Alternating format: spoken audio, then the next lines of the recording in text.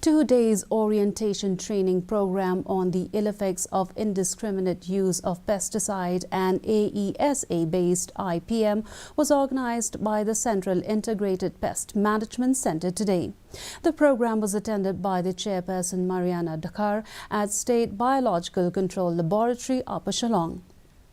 In a speech, S. Karsati, Director of Agriculture, said that this program will help the farmer realize the importance of safe and healthy production of crops. She said it will help in reducing input cost and will be a step towards sustainable agriculture. In this busy schedule of elections as well as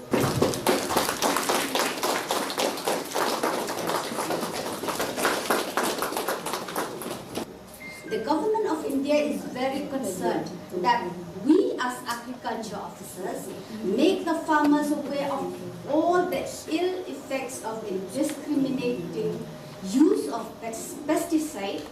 Of course, it is a great matter of pride that our state has stopped the use of chemical pesticide since 2014 by not including any more chemicals in plant protection and IPM scheme of the department.